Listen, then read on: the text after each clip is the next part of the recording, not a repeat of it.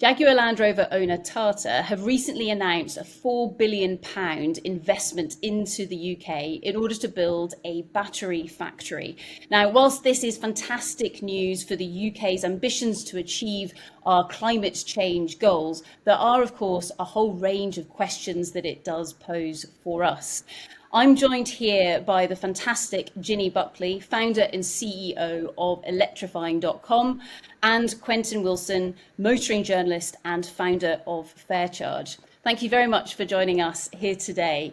Now, firstly, some people might be reading or listening to this and saying, well, why do we need a battery factory? I've heard of gigafactories, I've heard of battery factories. What actually are these and why are they important? So perhaps, Quentin, you can give us a little bit of an introduction as to what on earth are these gigafactories? Sure. The term gigafactory was coined by Elon Musk, boss of Tesla, many years ago. And this is a large plant, some of the largest factories ever built in the world, where batteries are made in totality. So you don't go to lots of different suppliers and get them to all do it. It's all done in the one place, and it requires, huge amounts of resources, huge amounts of energy to make what is broadly at the moment a cylindrical cell, like your battery in your torch, but it's got electrolyte in it, it's got cobalt, some of them have got cobalt, lithium, and an anode and a cathode, and it needs to be dried and rolled and all sorts of complicated kits. So you can't have a massive, hinterland of suppliers around this, but you've got to have it all in the one place, which is why it's called a gigafactory. And these can take up to, some of them 600 acres. And in Europe, we've got 25 either under construction or planned. But in the UK, we've got 2. One is up in Sunderland by a Chinese company, Envision. And then we've got another really sweet one up in Scotland in Dundee called Ampty Power, who are really, really great and cutting edge doing sodium ion batteries. And that's our only homegrown domestic battery cell factory. So this is why this announcement is so important with the JLR one in Somerset. I wonder if it's just worth adding on to that, to Quentin's brilliant explanation of what a gigafactory is and what it does, is that it really matters for our supply chain, because car makers will go eventually to where the batteries are made. And at the moment, if you look at where they are being made around the world, I think it's around 56% are being made in China. We've got a lot being made in Korea, about I think 26% Japanese manufacturers, a lot of battery production going there. And of course, then we have the Elon Musk ones that Quentin was referring to, even those that not all, of course, in the US. So we're really not a player at all in this. If we look at us in Europe, even with the 15 that Quentin has mentioned that we have planned, even with this one, it's still tiny, tiny, tiny baby steps when you put that into a global perspective. Which is amazing, isn't it, Ginny? Because when you think, hang on a second, we've got such a famous car industry in the UK. Is that what makes this such a crucial step? Because without building our own batteries here within the UK, actually it puts our entire car industry at risk. Is that correct? Yeah, absolutely. I mean, we are in a global race to net zero, and I don't think you can underestimate the importance of that. And this is critical. Battery production, and of course, all the minerals and the components that go into batteries.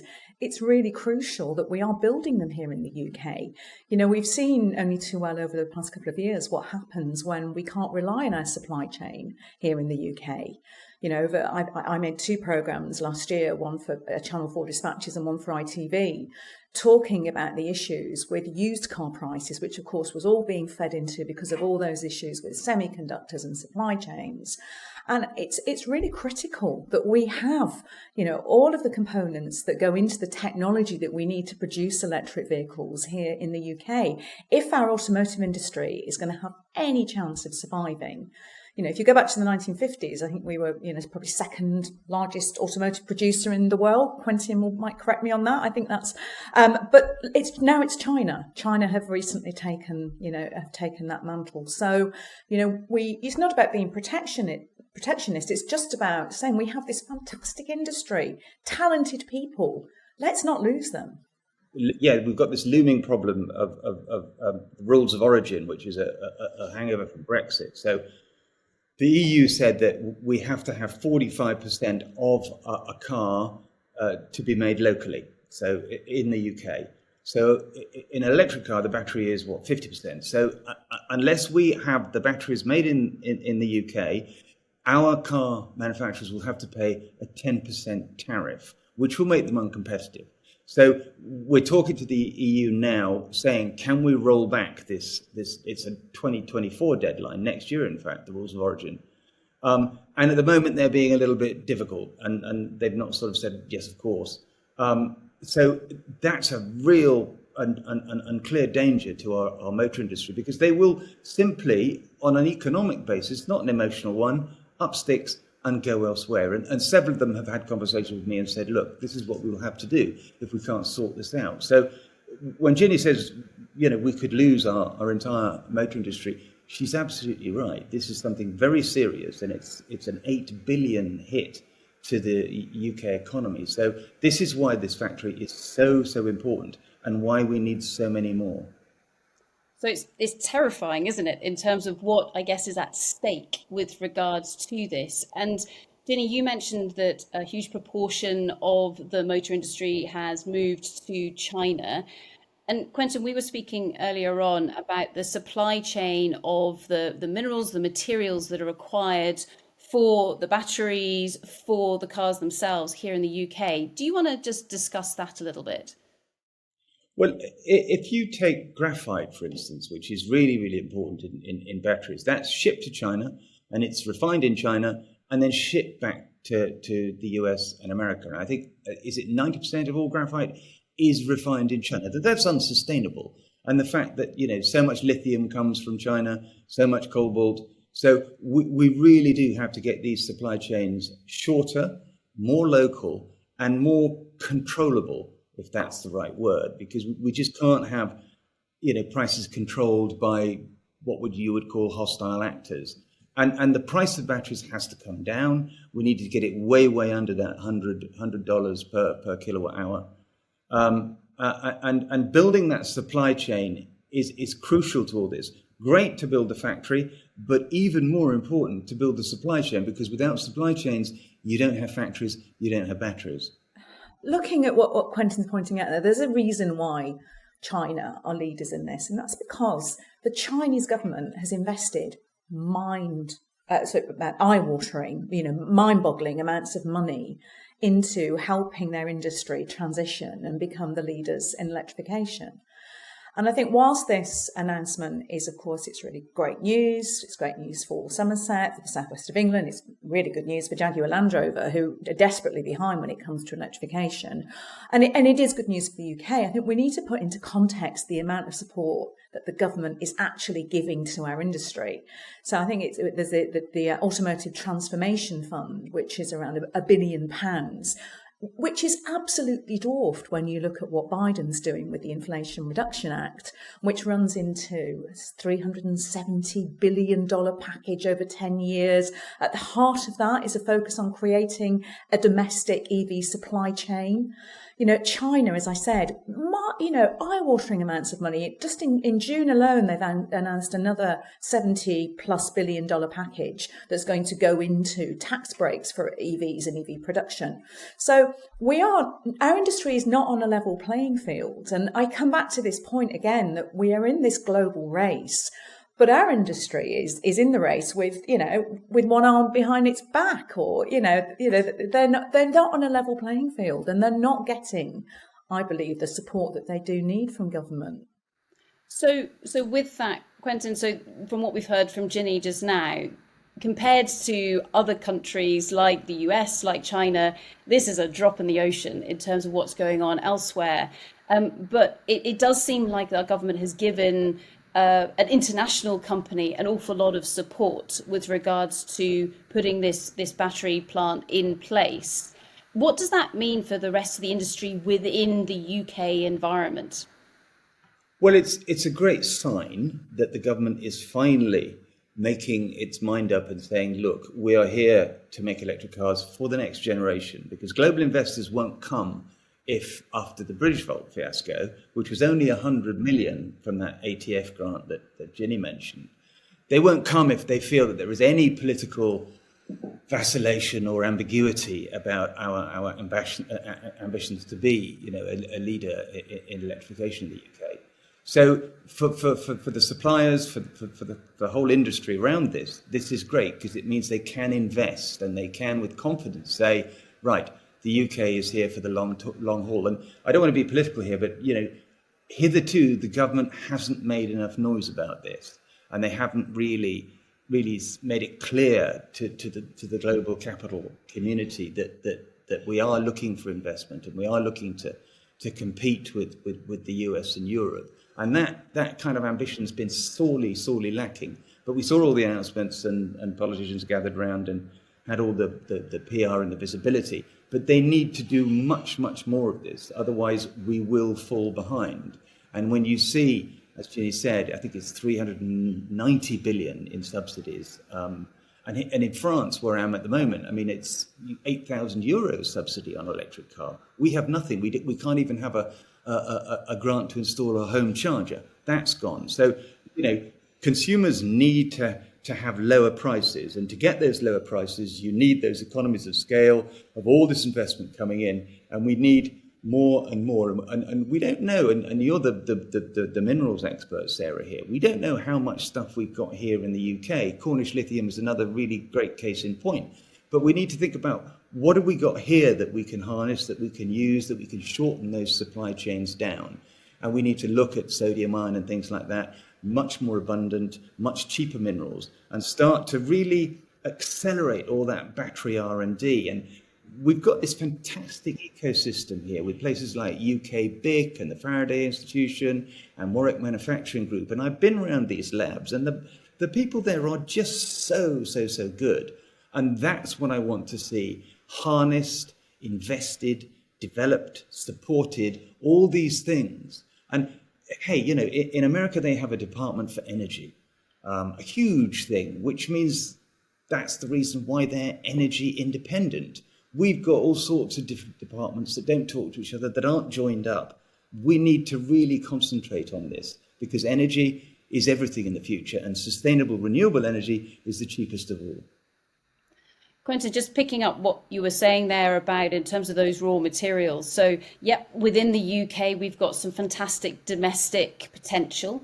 But of course, we are a small island. And from a geological perspective, actually, this is where the planet needing to work as a whole is absolutely crucial, because the geological concentrations of minerals and metals such as cobalt and graphite, all the way through to the platinum group elements, which of course are so vital for the hydrogen side of things as well. But also with regards to the motor industry, and Ginny, perhaps if I come to yourself to talk about the skills and the talent that we have here right now, that actually by building these battery factories here within the UK, we're not only perhaps protecting, but also enhancing those world-leading skill sets that we have here.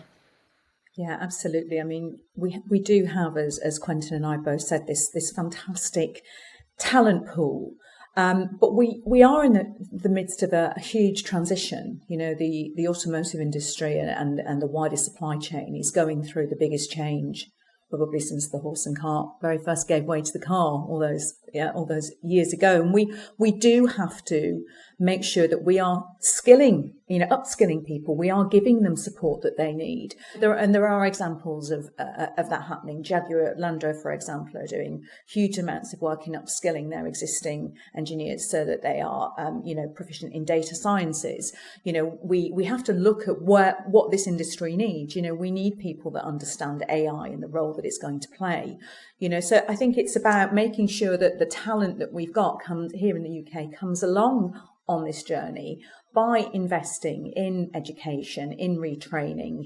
On a very sort of basic level, we need to retrain mechanics so that they understand electric vehicles and working with batteries. And you can use that analogy right across the industry and across the supply chain. So we do have talented people, but we need to make sure they come on the journey as well. Quentin, do you want to add to that? Yeah, I mean, this educative piece is really, really important, because not just, STEM in schools and universities, but also educating consumers about batteries. Because it's ironic, isn't it, that most people will know broadly how a combustion engine works, but when it comes to batteries, they have very, very little idea. So we need to get consumers to come on this journey with us. They have to first understand and trust the technology. And we've got all these myths now hovering around like a bad smell, and you read them in the tabloids and the broadsheets about batteries not lasting and degradation and critical minerals and all that. So I think, we should be telling people, look, batteries in EVs, some of them are lasting 20 years, and we're seeing mileages of 400,000 plus on some Tesla taxis. So those first generation batteries that people didn't think were going to last, the lithium ion ones, have exceeded everybody's expectations. And all these recycling companies that have started up, the big problem they have is that they can't find enough batteries to recycle because they're not failing. So these are messages that we need to get consumers to understand. And one very good thing about British Volt was that they had a program where they would go around schools with little model battery packs and explain to people, or the kids, how they worked. And I think this is something we really have to do with consumers now, so they understand and have confidence in the technology. I think it's really easy. It's really easy to dismiss what a big change we're asking from consumers. We have the habits of a lifetime. You go and fill up at the pump. That's what you do. It's easy. And there are new habits that people have to make. There are new things that they need to get to grips with. It's not that complicated, but it is new and different. And I think, none of us like to try different things, do we? We are creatures of habit. We like things the way we like them. And I know we talk a lot to consumers, and the last survey that I did, which was with a huge spread of people, it was around 18,000 from around the UK, around half said they felt less confident driving an electric car than they did a petrol or a diesel. And that's because it's new and it's different. So I think I come back, the point that Quentin made about British Volt, what they were doing in schools is fantastic. We just need to help people with this transition. And it is about understanding, talking more about things like Cornish lithium, the fact that we've got these opportunities here in the UK, talking more about the brilliant things that can happen with battery recycling. Batteries don't just go into landfill when they come out of the car. They're far too valuable for that. We know this, but consumers don't know this. Batteries have second lives, third lives, and then those really precious minerals and metals, they'll be extracted. We're looking into how we can recycle them. That's happening here in the UK. There are opportunities springing up, and I think what we're not very good at is bringing that alive for people. We focus, and as Quentin has said, so much focus on the negatives, but there are a huge amounts of positives, and there is so much exciting stuff happening with this technology. Let's get that message out more. It's incredibly exciting. Thank you so much for that, Ginny. Quentin, any final words of wisdom you would like to share with us? And then we'll finish with Ginny. I think this is a $1 trillion opportunity for the UK and indeed for the world. Everybody, as Ginny says, is afraid of change and the fear, uncertainty and the doubt. You can understand that. We're asking a lot of consumers. But the flip side is that, new, high-tech, highly paid, highly skilled jobs, a great big, clean, green industry, making batteries, becoming thought leaders. We will never overtake China, and America's got off to a really rocking start, but we can still do it if we just have the political ambition and get people to come on this journey with us. So for the UK, and this factory in particular, and hopefully the many ones that come after it, this is the beginning of a new historic era of energy transition, and we've got to help make it happen, and not, as the media is trying to do now, tow it out to sea and sink it with gunfire. Thanks, Quentin. Ginny? Yeah, I think I'd second everything Quentin said there. This is an amazing opportunity. It's why, as a journalist, I switched my attention from, combustion engine vehicles, which I'd reported on and reviewed for decades, to electrification. It is incredibly exciting, and we have to view this with the opportunity that it presents. And we do have, so much talent in the UK that we, as I say, we want to bring on this journey with us, but we need more leadership. And I would really ask government in particular to just see what's happening in other parts of the world, to have more ambition for our UK car industry and the wider sector, the supply chain, because, this is a chance that we just can't afford to pass up on. Brilliant. Thank you so much for that, Ginny and Quentin. So we've got the talent, we've got the ambition, we just need that vision and the leadership to be able to deliver on this massive opportunity we have in front of us. Thank you very much.